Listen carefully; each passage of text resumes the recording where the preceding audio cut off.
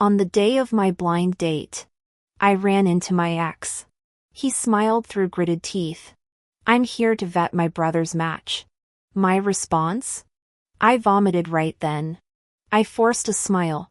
Gastroenteritis. Before I finished speaking, my ex swept me into his arms. I'm a doctor. This looks like morning sickness. By day's end, he demanded marriage. I'll claim the child regardless. Forced into this blind date by my mother. I never imagined facing Ian Lane, my ex's best friend. His jaw tightened as he smiled. Pleasure to meet you, again. His friend fled to order drinks while I nervously gulped water. The tension proved too much. I suddenly retched. Gastroenteritis. I lied hastily. Ian's medical instincts kicked in. Morning sickness. He countered, already dragging me toward the door. His returning friend gaped at our linked hands. Taking your sister-in-law for prenatal checkup, Ian declared. Both of us froze at his words. The clinic visit confirmed my worst fear: positive pregnancy test. Ian's voice turned glacial. Whose? Memories flooded back, that drunken phone call a month ago. His vulnerable embrace at the hotel. Our final passionate night. My throat closed as he vowed. I'll care for you both. Winnie. His fingers brushed my hair tenderly. We'll figure this out. Walking home, his protective silence mirrored our old companionship. How long since we'd shared this quiet closeness? The answer hung between us like the child growing in my womb. After entering the house, Ian naturally set down his belongings and walked into the kitchen. You must be hungry. I'll make something first. Without waiting for my response, he began preparing food with practiced ease. The kitchen soon filling with the comforting aroma of home cooking.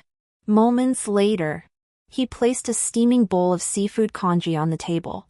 Eat something to settle your stomach, he said softly before turning to tidy the apartment. Though the space wasn't messy, he maintained his habitual standard of military precision. Watching the rising steam from the congee and his familiar broad shoulders moving through our shared living space, I fell into quiet contemplation. When exactly had Ian and I become a couple? Ah yes, during our university years. He was studying medicine while I pursued design. After a campus event, the untouchable campus heartthrob had suddenly appeared before me with a heartfelt confession. Winnie, I like you. Will you be my girlfriend? Like every starry-eyed girl harboring secret affections, I'd secretly admired this exceptional man from afar. Never could I have imagined someone like him would notice me. After the initial shock subsided, I'd shyly accepted his proposal. Thus began our storybook romance that became the envy of our entire campus. After graduation, we supported each other through those grueling early career years. But as our professional lives flourished, stolen moments together grew scarce. Then came the brilliant female colleague from his hospital, a scion of medical royalty who clearly admired him. Though rationally understanding her connections could advance his career, insecurity gnawed at me during those days. Our once harmonious relationship became riddled with arguments and mistrust. Perhaps it was these misunderstandings that ultimately drove two people still deeply in love to choose separation. I'd assumed our story ended there until recent unexpected developments, including the life now growing within me. My hand drifted unconsciously to my abdomen, fingertips tracing the invisible curve where new possibilities stirred complex emotions. Ian finished tidying with his characteristic efficiency. Every object aligned like surgical instruments. Noticing my gaze, he arched an eyebrow. Why are you staring? His obsidian eyes held that familiar intensity, momentarily transporting me back to our early days sharing this apartment. He'd always cleaned meticulously before turning to me with that heart-stopping smile. But now, nothing. I murmured, breaking eye contact. A fleeting shadow crossed his features before he announced, I'm staying tonight. My pulse quickened as it always did these days when our eyes met. Resigned to his unwavering determination once decisions were made, I sipped my congee. Do as you please. True to his word, Ian had taken emergency leave from the hospital to monitor my precarious pregnancy. He conjured gourmet meals like culinary magic and banned me from household chores. Yet this domestic intimacy between ex-lovers left me unsettled. "Isn't this sudden leave affecting your work?" I asked repeatedly. Each time he'd answer with grave sincerity, "I told you, I need to protect you both." Today I finally voiced the unspoken, "Aren't you going to ask about the baby?" Had he pressed for details, I might have revealed everything. Instead, his warm palm cradled my cheek, thumb brushing my hairline with familiar tenderness. "It doesn't matter. All I know is you two are my greatest responsibility now." His words sent ripples through what I believed was a placid heart.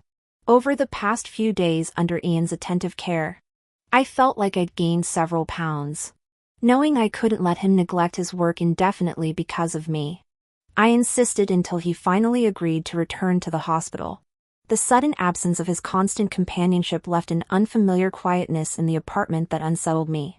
Exhaling deeply, my hand instinctively rested on my abdomen. Without realizing when, I'd gradually grown accustomed to the tiny life growing inside me. The thought that this was Ian's and my child sent sweet ripples through my heart. After completing basic household chores, I opened my laptop to refine unfinished design drafts. My concentration shattered when the doorbell unexpectedly chimed. Assuming it was Ian, I called out while opening the door. "Did you forget your key?" The words died in my throat. Sissy stood before me, the woman who'd persistently pursued Ian during our relationship. My expression hardened. "What do you want?" Her eyes raked over me contemptuously. "Winnie, you've already broken up. Why are you still clinging to him? He's missed work for days because of you. What more do you want?" I met her glare coldly. "None of your business." My response ignited her fury. "It is my business. Ian and I are getting serious, we'll be official soon. Why reappear now?" Her shamelessness astonished me. Funny coming from the homewrecker who destroyed our relationship in the first place. My retort left her momentarily speechless, fingers twisting nervously. After tense silence, she hissed, "He's mine now that you're through." "Then by all means," I replied icily. "Take him." Her frustrated huff echoed through the hallway as we both noticed Ian approaching. Seeing Sissy at my doorstep, his brows furrowed instinctively. "Take her home," I told him flatly, nails digging into my palms. His dark eyes held mine unwaveringly. "I'm staying. We're having a child." Sissy's triumphant smirk froze.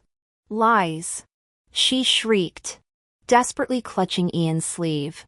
"She's faking this to trap you. Even if pregnant, it's not yours." Ian didn't bother looking at her. "That child will be mine regardless." Her hands fell limp as hope drained from her face. "You're insane," she sobbed before fleeing. Ian made no move to follow.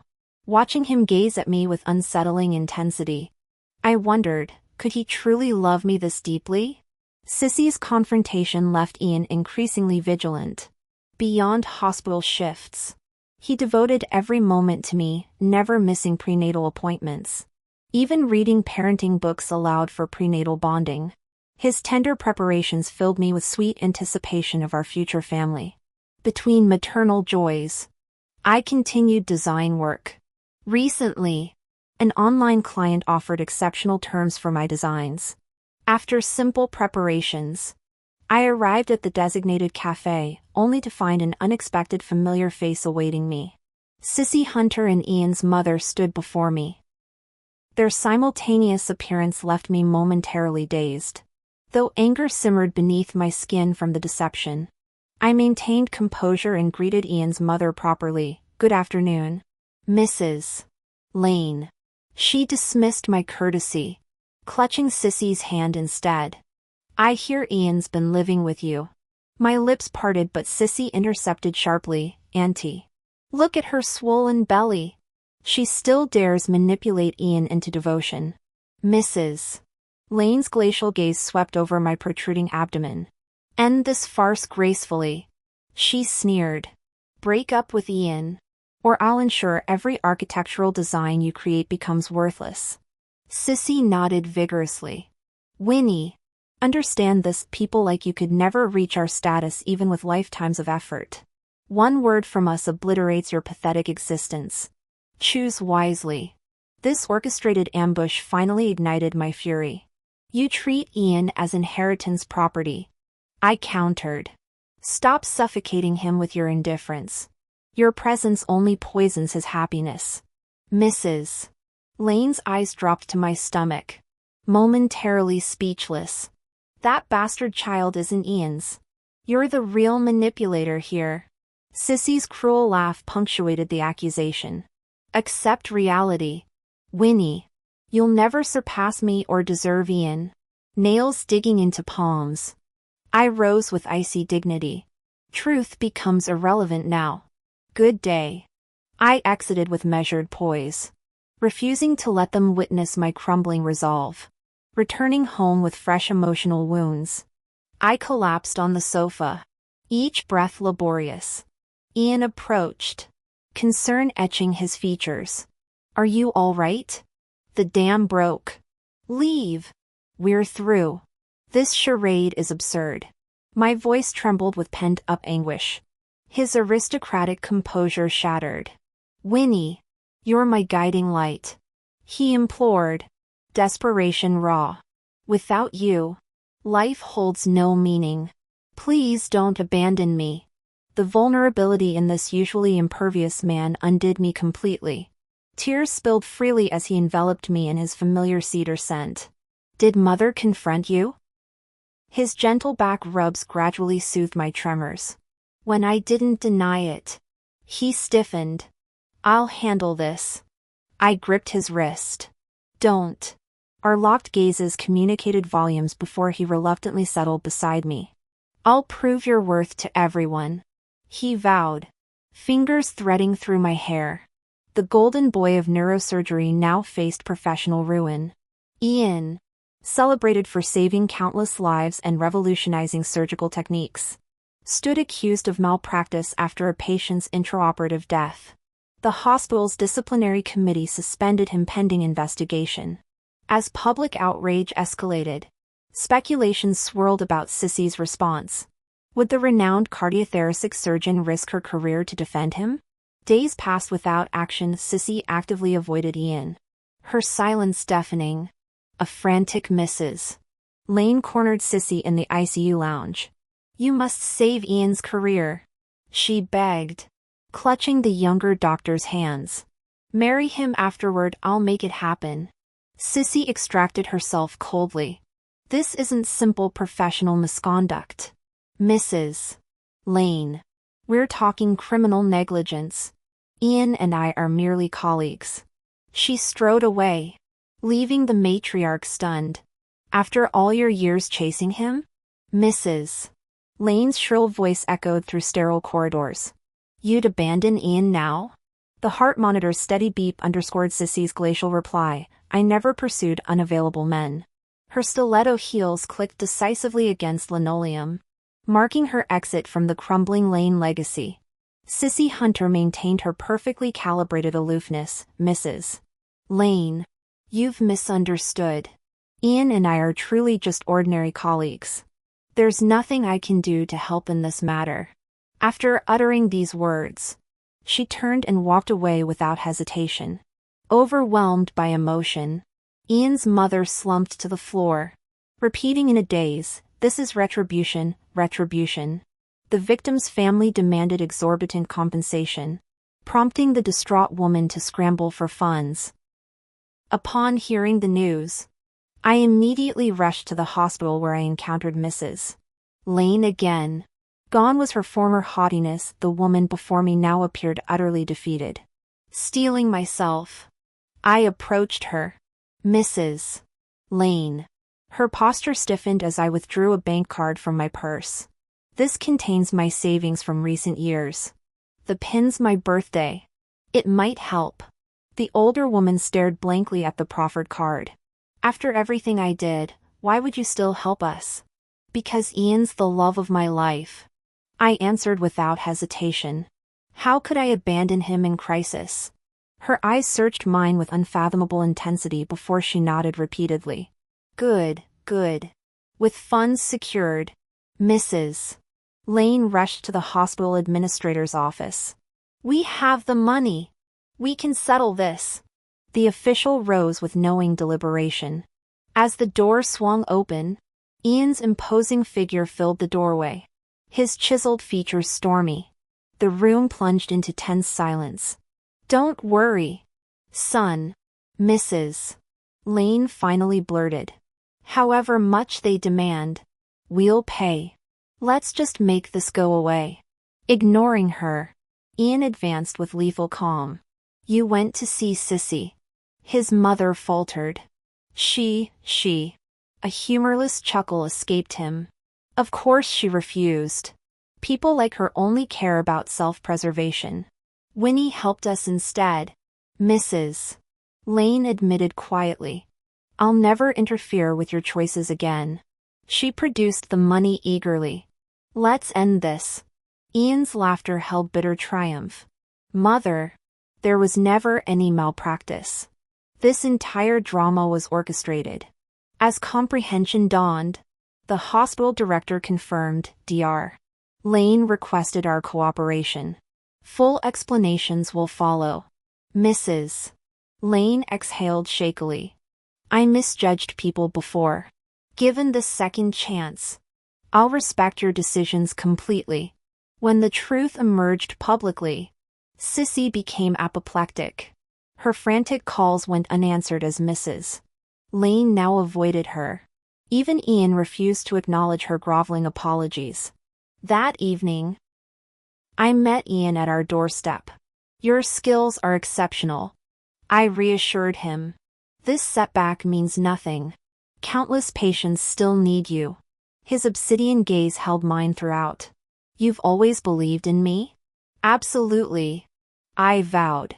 Our baby and I will always stand with you. Without warning, he crushed me against his chest. His voice rumbled above me, Winnie, you're my anchor. Facing challenges means nothing when I know you're here. My love for you hasn't faded, it's grown stronger through all this. The whole crisis was staged. As he confessed the elaborate ruse, relief and warmth flooded me. He'd orchestrated everything to prove my loyalty. Nuzzling closer, I breathed in his cedar scent. His arms tightened reflexively. Every word I said was true. He murmured into my hair. It doesn't matter if the baby's biologically mine. You're mine, that's all that counts. Bathed in security, the truth slipped out, the baby is yours. There's never been anyone else. His embrace froze momentarily, the first crack in his composure since this began. Then, as if suddenly understanding something, he held me even tighter. The silence above my head made me a bit puzzled. Aren't you curious about when we conceived the baby? His light chuckle vibrated through his chest again. Ever since waking up at the hotel that day, I've been drifting between dreams and reality. Until today when you said those words. I finally confirmed everything that happened was real. My cheeks burned fiercely at his words. So he did remember that night. After reconciling, Ian had already started planning our marriage registration date. Watching his eagerness, I couldn't resist teasing. Aren't you going to ask if I agree? And you haven't even proposed properly. The man froze momentarily, dark eyes flashing unease. Would you refuse? I sighed dramatically. Not necessarily. Ugh. Is this man made of wood? I've hinted so obviously. I want a sweet proposal. Under his crestfallen gaze, I decided to make him reflect properly. Then you'd better figure out what you should do to make me say yes. With our relationship solidified, both our careers flourished. Now I could focus on preparing for childbirth. Though Ian usually handled all household chores, I occasionally wanted to pamper him too. After finishing a client's design blueprint today, I headed straight to the grocery market with a basket, determined to cook a special dinner. But something felt off, persistent footsteps seemed to follow me. Every time I turned around suspiciously, nothing appeared unusual. The ambush came as I approached our apartment complex. A figure suddenly lunged from the flower beds. My quick dodge saved me, only to reveal Sissy brandishing a gleaming kitchen knife. Gone was her former arrogance, only madness remained in her eyes. When her gaze landed on my baby bump, pure hatred erupted. "Winnie! You stole my happiness. You think breeding will secure your position? Dream on. Without that bastard, Ian would never glance at you." She charged again, knife slashing wildly, protecting my belly. I dodged desperately, but pregnancy fatigue soon overwhelmed me. Just as I braced to take the blade in my back, the expected pain never came. 1, 2, 3 seconds passed. The metallic scent of blood hit my nostrils. Ian stood shielding me completely, the knife buried in his left shoulder, crimson rivulets staining his shirt. My mind went blank as I collapsed beside him in the spreading pool of blood, trembling fingers barely managing to dial emergency services. Sissy staggered backward, shocked by her own actions. Police and paramedics arrived swiftly, officers apprehending the hysterical woman while medics stabilized Ian. "Winnie! I'll never let you surpass me. Never!" Sissy's shrieks echoed until the police cruiser doors slammed shut. The blade had miraculously missed vital organs. After emergency surgery, Ian stabilized. During his hospitalization, I stayed by his bedside constantly. As I adjusted his pillow one afternoon, his large hand enveloped mine. "Winnie, when we first dated with nothing but instant noodles, those were our sweetest days. Later, when I could finally give you everything, I somehow kept hurting you instead." Tears welled as I squeezed back. "I should have trusted you more. No. The fault's mine. I failed to make you feel secure. Me. Our playful argument dissolved into laughter, foreheads touching as sunlight streamed through hospital blinds, gilding the engagement ring finally adorning my finger since yesterday's heartfelt proposal during medication rounds. Yes. In the end, it doesn't matter whose fault it was back then. What truly matters is that we're still together now. My child with Ian was born, an adorable baby girl. Ian was overjoyed on the day of delivery. He practically wanted the entire hospital to know he'd become a father. On our daughter's 1-month birthday, Ian surprised me with the most romantic proposal I'd ever fantasized about in front of everyone. The very next day after the proposal, we held an extravagant wedding. The timeline felt almost unrealistically tight. Yet despite the rush, he meticulously crafted every romantic detail. Holding my hand, he declared with heartfelt emotion, "Winnie, my wife. I love you and our family." Ian's mother publicly apologized to me during the ceremony, sincerely promising never to interfere in our lives again. I'm certain our future will keep growing brighter and happier. Thank you all for the company. Your support fuels my passion for sharing these sweet romance stories. See you next time.